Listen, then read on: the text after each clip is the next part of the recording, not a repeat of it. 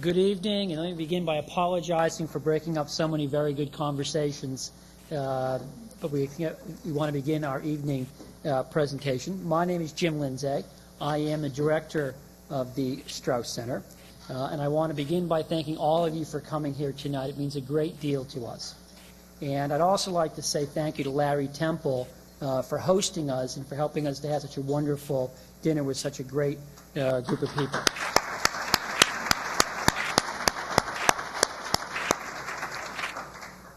As you might imagine, today is a very, very special day for us. It's a day that's been long in coming, and we are delighted, excited, ecstatic to be up and running as a center here at one of America's great universities, the University of Texas. This afternoon, the Strauss Center completed its first public conference. The people who attended were treated to an excellent discussion, stimulating set of remarks, and several of our panelists are here. Heidi Cruz is here. The Honorable Kristen Silverberg is here. Admiral Bob Iman is here. Jim Langdon is here. Frank Gavin is here. And I'd like you to join me in thanking them. Oh, and Terry Gibbons. I knew there was somebody I would forget. Terry Gibbons, please join me in thanking them for their terrific job.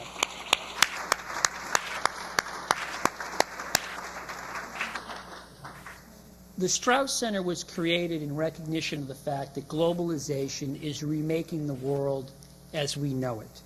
It is creating new sources of wealth and opportunity, but as we saw on September 11, 2001, it's also spawning new dangers and vulnerability. We see these problems every day in the daily news: nuclear proliferation, catastrophic terrorism, killer epidemics like SARS, HIV, AIDS, the avian flu, and to the recent list, issues like fears of global financial panics. Our mission here at the Strauss Center is to provide the imagination, the leadership, and the insight to help people understand how globalization is remaking the world, and to generate workable policy solutions that the public can embrace and that policymakers can enact to meet these global challenges. I would describe it like this: the Strauss Center proudly stands at the crossroads, so to speak, of the world of ideas and the world of actions. And if I may, I want to build on an observation that Larry Temple made in his opening remarks. And that is, we believe we can fulfill our mission only by engaging experts across the UT campus, as well as mobilizing the best minds in the government, best minds in business, and the best minds in the private and nonprofit world. The global challenges of the 21st century all share the same characteristics. They are complex and they are multi-dimensional. So finding solutions require us to talk to many people across a wide variety of disciplines, but also occupations. And here I want to shamelessly plagiarize from something that Jim Langdon said earlier today, and that is the business of the Strauss Center is not merely to collect information. It is to leverage knowledge. It is to help people understand the issues of the day. Our bedrock commitment to leveraging knowledge, to reaching out to people off campus, particularly people in the business community who are grappling with many of the same issues that we on the university campus talk about, is why we are so honored to have Rex Tillerson here to give the keynote address tonight. We'll be doing a lot more exciting things at the Strauss Center in the weeks and months to come, but here I have to put in a shameless plug, which is if you want to learn more about who we are and what we are doing, I urge you to go to our website, www.robertstrausscenter.org. They say repetition is a virtue, so let me say it again, www.robertstrausscenter.org. Now, besides giving out web addresses, one of the duties of being a center directive is to remind people that if you have a cell phone or a BlackBerry or any other approved electronic device that's prone to spontaneously playing the William Tell Overture or the Righteous Brothers' Unchained Melody, now we would ask that you mute it or put it away. I think it is safe to say that without this very strong leadership of the University of Texas's president, Bill Powers, that we would not be here tonight. First as Dean of the Law School, and now as president, he has provided the vision that has made the Strauss Center possible. We are very proud to be part of his effort here at the university to broaden the university's programming and offerings in international affairs. So what I'd like you to do is please join me in welcoming President William Powers.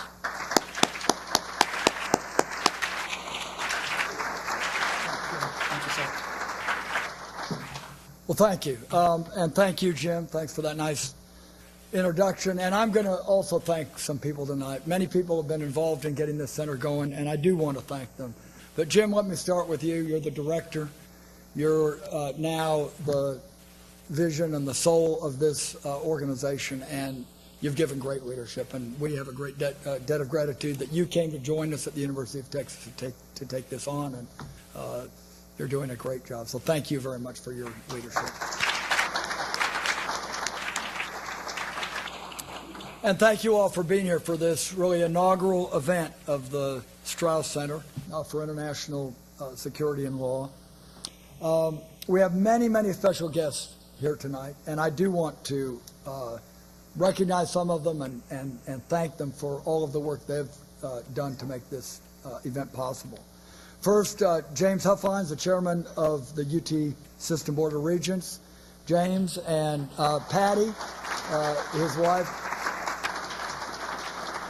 And let me give special thanks to Patty. James works tirelessly, and as we always say, we could double or triple his salary and it wouldn't affect our budget. And Patty puts up with it. Thanks for what you do for our system and for our university.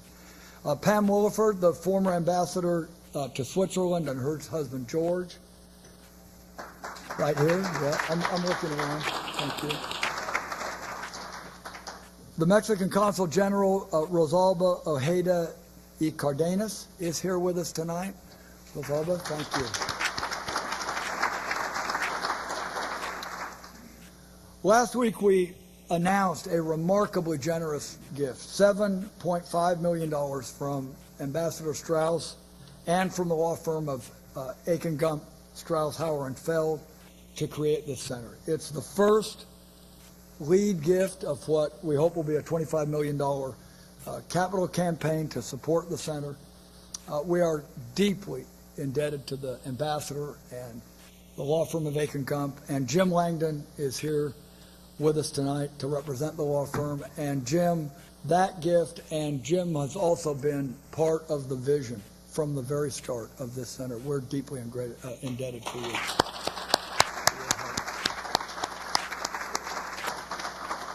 And we have many, many other donors in the room with us tonight. I'm not going to name you all, but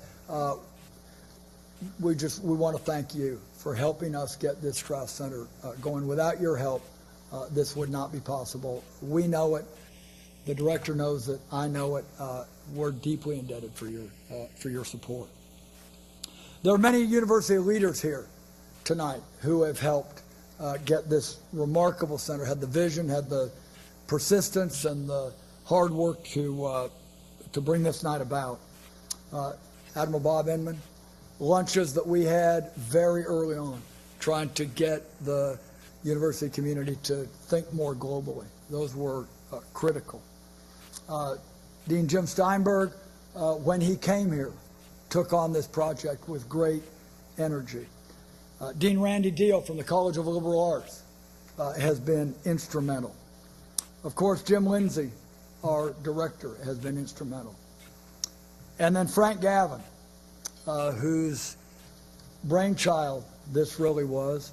It's remarkable that this brainchild, this vision that you had has now come into reality, and we're very grateful to you.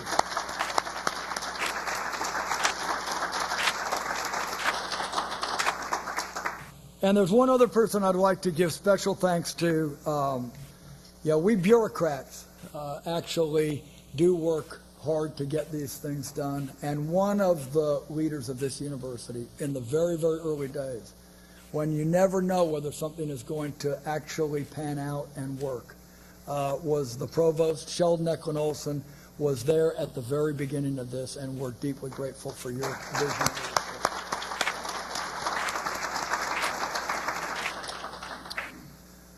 As Jim said, the Strauss Center is created to engage the best minds in the academy, in government, in the private sector, in developing practical solutions to the pressing problems of our increasingly globalized world.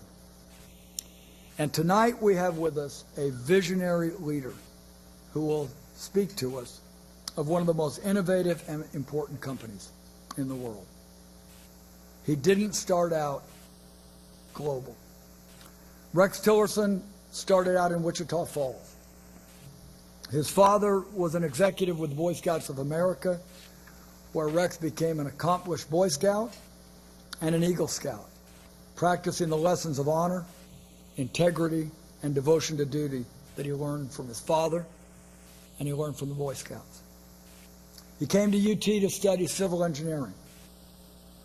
He joined the Longhorn Band, and that gave him an instant group of lifelong friends.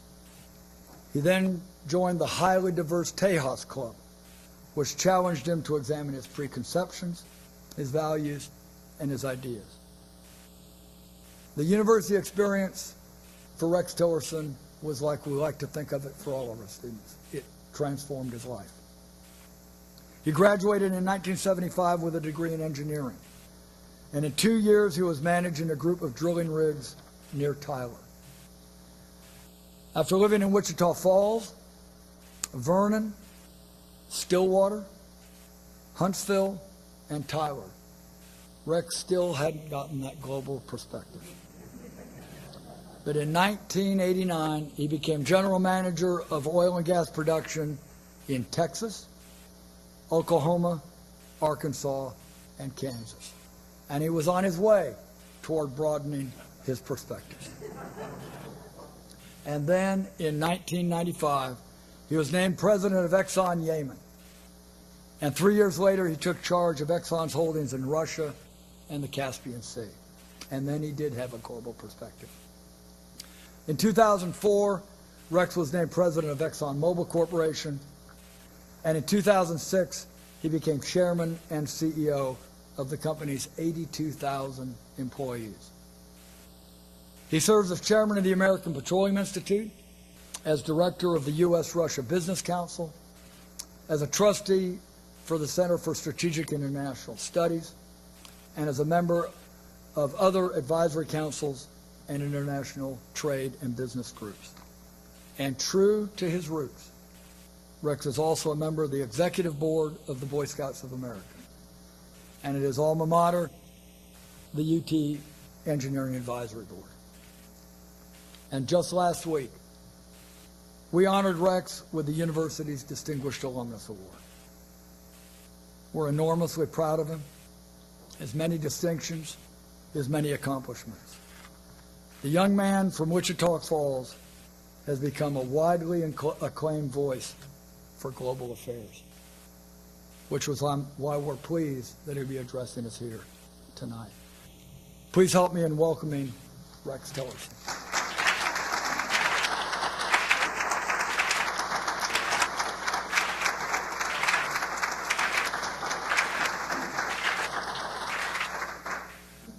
Thank you, Bill. That's very kind.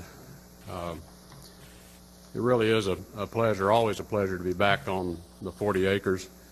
And I do want to thank Bill, thank President Temple, Jim Lindsay. I want to thank Jim Langdon for all that your firm, in conjunction with the ambassador, has done to establish this. I do have a connection with Bob Strauss also. It goes back only about 10 years. Following the breakup of the Soviet Union, Bob had the vision and foresight to understand that one of the best ways to influence the future that Russia would take and its former states is through business and commerce. by taking American business practices, American business ethics, American business ideas, models to Russia to help that economy join the global economy, that would be the best thing that could be done. So Bob was really the vision behind the establishment of the U.S.-Russia Business Council, and Exxon at that time was one of the charter founding members of the Business Council, and that's why I've been a director on it ever since, and continues to be an important force in terms of facilitating a lot of dialogue with government and leaders in Russia around business.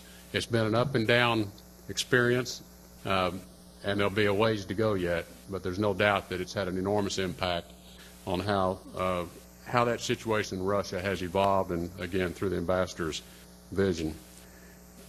I really do thank you for the opportunity to speak tonight here at the Strauss Center for International Security and Law, and as I said, particularly to be back at my alma mater. This new research institution clearly is off to a promising start with the Bridging the Gap initiative, which aims to bring academic, business, public policy communities closer together for the purpose of addressing the many global challenges we face. And I'm really honored to be present at its launch. Building bridges is a fitting mission for a center named after Ambassador Strauss. During his long career in public life, Ambassador Strauss brought together presidents of both parties, like Jimmy Carter and George Bush Sr., leaders of opposing sides, like Egypt's Anwar Sadat and Israel's Shimon Peres, and even unlikely pairs of politicians like George Wallace and George McGovern. So building bridges is as important today as it was during the 4 decades of Ambassador Strauss' service. Advances in technology, communication, information, energy, and other high technology fields have created a dense web of interconnections across the world economy and given rise to the term globalization. They have opened new opportunities for economic development, spurred social progress, and brought people closer together than ever before. But the continuation of such progress is neither inevitable nor is it invulnerable. To ensure it, we must not only overcome the geographic distances that separate us, but also bridge the social, cultural, and political differences between us. In the year 1901, John Maynard Keynes wrote that a Londoner of his day could order from his telephone at his bedside, and I quote, "the various products of the whole earth, and reasonably expect their delivery upon his doorstep." Keynes went on to say that his contemporaries regarded this state of affairs as normal, certain, and permanent. Of course, the global economy at the turn of the last century proved neither certain nor permanent. By 1914, the world was at war and the international economy in tatters, due in part to misjudgments and misunderstandings. History shows that progress is not necessarily permanent. With this knowledge, we must build bridges of understanding, as Ambassador Strauss did, if we are to guarantee the benefits of an interconnected global economy. To understand the workings of today's integrated world economy and the means of securing it, it is crucial to understand the importance and evolution of the global market for energy. Ready access to reliable, versatile, and affordable supplies of energy has been and remains today essential to economic prosperity worldwide. Modern means of transportation depend on liquid fuels. The nearly 23,000 aircraft flying across international skies in any given moment are filled with thousands of gallons of highly refined jet fuel. All electrical devices, from modems to microwaves, cell phones to ceiling lights, require an energy source. Energy is, in some ways, a super commodity on which the production and distribution of most other commodities depend. Maintaining our quality of life depends upon it. In other parts of the world, energy is not simply needed to maintain standards of living, but to lift them. According to the International Energy Agency, about 1.6 billion people around the world lack electricity, and about 2.5 billion still rely on basic fuels such as wood and waste and dung. Limited access to clean, safe, and reliable energy limits access to critical social services, including food and water supplies, sanitation, health care, and education. In the hierarchy of modern needs, energy ranks very high. Fortunately, ample hydrocarbon resources remain to meet these energy needs. The U.S. Geological Survey estimates that approximately twice the conventional oil consumed since the Industrial Revolution remains to be recovered, with even greater amounts of unconventional oil resources such as heavy oil, shale oil, are potentially available. And of course, fossil fuels are not the only energy source available. Alternative sources play an important and growing role in meeting the world's needs as well. However, because they build upon a relatively small base, they will not fundamentally change the world energy mix in the foreseeable future. The primary challenge is not overcoming a lack of resources, but overcoming the technological hurdles to developing them. Oil and natural gas are increasingly found in remote or environmentally challenging locations, like the Arctic conditions of Russia's Far East or the deep waters offshore West Africa. Producing these resources safely, reliably, and economically is a continuing technological challenge for the energy industry. To many, the industry may not seem particularly innovative. Perhaps it's because the fuels we produce appear simple compared to high-tech manufactured goods. Gasoline may not seem as innovative as an iPod or a plasma TV. Largely hidden from the public view is the exceedingly complex and high-tech process for finding, developing, processing, and delivering these seemingly simple products. Technology is at work at every stage in the energy supply chain. Innovation in the energy industry has facilitated the integration and growth of the world economy. One contemporary example of this is the development of the global natural gas market, made possible by advances in liquefied natural gas transportation. Now, LNG is not a new technology. The process for supercooling natural gas to a liquid state so that it can be more easily stored has been around for decades. The more recent innovation has been in the development of large-scale facilities and enormous cargo ships capable of transporting LNG safely over long distances at affordable rates. For example, an Exxon Mobil joint venture has developed what we call the Q-Max ship, which is scheduled to enter service next year. This vessel will have the capacity to nearly double that of conventional LNG ships, thus enabling us to achieve world-class economies of scale for delivering gas from the North Field in Qatar to any place in the world, including the coast of Texas. With U.S. natural gas demand on the rise, such LNG supplies are not only essential to meeting America's economic needs, but also to bridging the gap between importing nations and the relatively few nations exporting this environmentally advantageous fuel. Innovations such as those in the LNG business have transformed local markets into a global one, helping bridge gaps and interconnect the world economy. Such innovation, however, does not come easy. It has been said that the era of easy oil is over, but in truth, there has never been an era of easy oil. Our industry has constantly operated on the edges of technological frontiers. Oil only seems easy after it's been discovered, developed, and produced. The innovation challenge is one the energy industry has always faced. The need for technology in our industry has not changed. What has changed recently is the energy landscape in which we operate. In fact, a significant shift is currently underway, one that will have important implications for our future. The center of gravity in the global market for energy is gradually moving from developed countries to developing countries.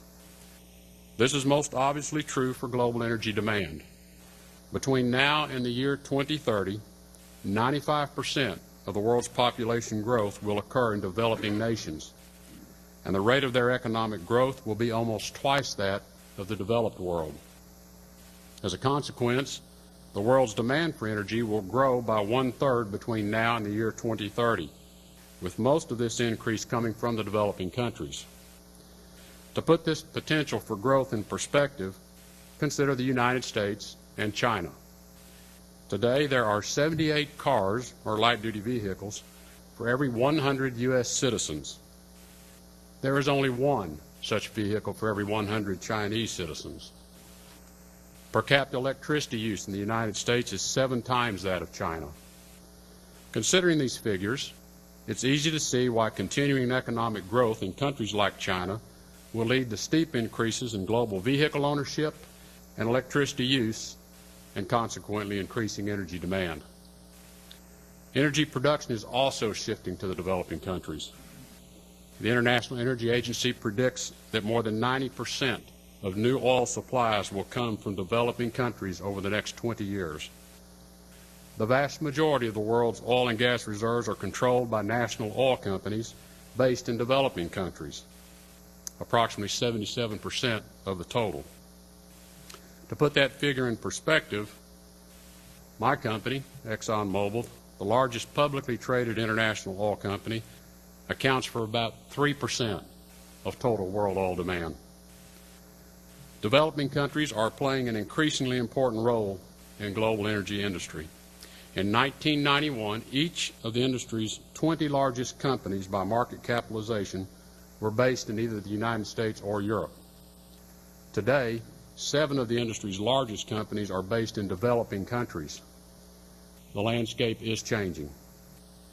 These developments underscore a fundamental reality about global energy markets today and tomorrow.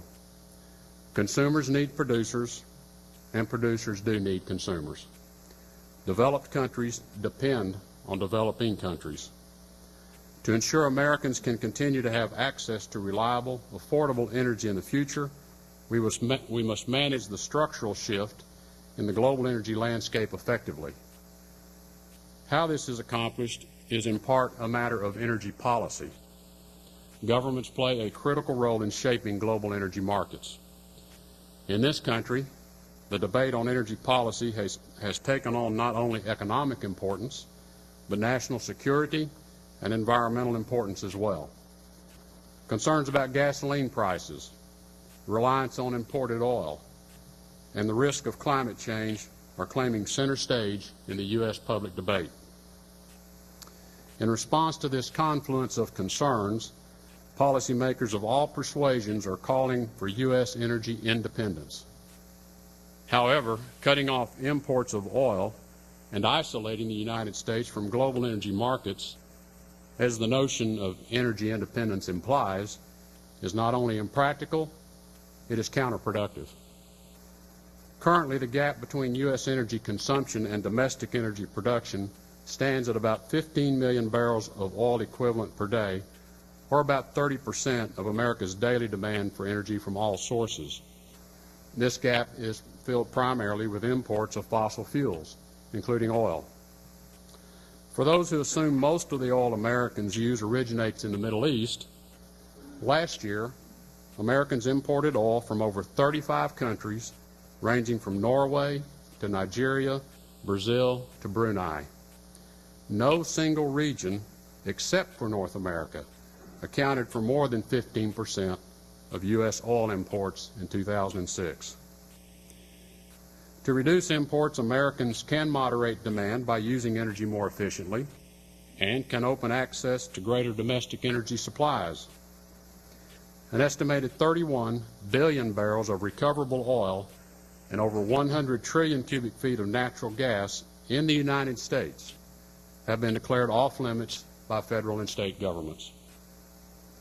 Regardless, no conceivable combination of demand moderation or domestic supply development can realistically close the gap and eliminate America's needs for imports. To leave the gap unfilled would have dire consequences for our economy and possibly our security.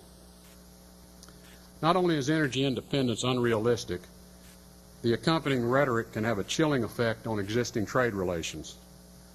As a recent report by the National Petroleum Council concluded, policies espousing energy independence may create considerable uncertainty among international trading partners and hinder investment in international energy supply development. The debate about energy independence in the United States is a mirror image of the debate occurring in several energy-producing countries around the world. Some oil-rich nations are aspiring to become so-called energy superpowers. Others are going beyond the rhetoric to unilaterally change existing contracts with international oil companies or further nationalize their energy industry. Such actions have detrimental impacts. If international oil companies cannot trust that contract terms will be honored, that the risk and rewards from a given project will not be shared as agreed upon, they are less likely to make the needed technological upgrades or the future investments. Considering the long-term, high-tech, capital-intensive nature of today's enormous energy projects, respecting the sanctity of contracts, and preserving continuity and stability in national energy policy is more important than ever. Resource nationalism, either in the form of energy independence from importing nations or energy superpower status for exporting ones, threatens to stymie innovation and slow energy development critical to continuing economic progress worldwide. It stands in direct opposition to the shifts underway which I mentioned earlier, and it is antithetical to the principle of international partnership and cooperation at the core of the global energy system. Resource nationalism builds walls, not bridges. A more effective course of action is a policy directed at energy security through resource internationalism using the global market for energy. By promoting resource development, enabling diversification, multiplying our supply channels, encouraging efficiency, and spurring innovation, the global markets for oil and natural gas help mitigate the impact on American consumers of sudden supply shocks, price spikes, and chain breaks. To understand how, just simply look at Wall Street. As any investment banker would attest, the best hedge against market risk is a diversified portfolio. The same holds true for international oil and gas supply portfolios. More energy from more geographic sources mitigates the impact from a downturn or an interruption in any one supplying country or region. Our global market system essentially creates one vast pool of energy in which all producers deposit and from which all consumers withdraw.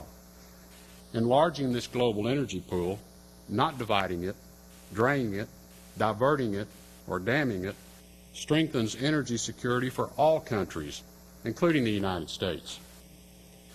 These challenges to global energy markets and to the world economy as a whole bring into sharp focus the importance of education to securing our energy and economic future. The continued innovation on which our industry and our nation depend requires new generations of scientists and engineers. To innovate, we must educate. The University of Texas is a national leader in science and engineering and in innovative ways of inspiring students to pursue teaching careers in these crucial subjects. Exxon Mobil is proud to support the work here at the university and to share its success in innovative programs with other educational institutions around the country through our $125 million commitment to the National Math and Science Initiative. Education also refers to raising awareness and increasing public understanding of the workings of our international economy, including global energy markets. The Strauss Center can play an important role in this regard by providing a forum for thoughtful discussion of global issues, by building networks across disciplines to address the complexities that define these issues, and by serving as a transmission belt for this understanding to policymakers. The Strauss Center can help enrich the public debate. In conclusion, the integrated world economy from which this nation and all nations can benefit is neither inevitable nor is it invulnerable. Global energy markets, driven by innovation, play an essential role in the functioning of the international system, but are facing new challenges. The shift in the center of gravity from developed countries to developing ones has the potential to widen the gaps of misunderstanding, and policies of resource nationalism threaten to exacerbate them. To preserve our system amid these developments and to spread its benefits, we must work to strengthen the global energy markets on which our security and our prosperity depend, and broaden understanding of their dimensions and their dynamics. Energy, the fuel of economic progress, involves challenges that no single company or no single country can solve alone. Ultimately, energy should unite us, not divide us. The work of the Strauss Center and other educational institutions like it can help ensure this, and in the spirit of its namesake, build stronger bridges of global understanding. I thank you for your kind attention and would welcome your questions.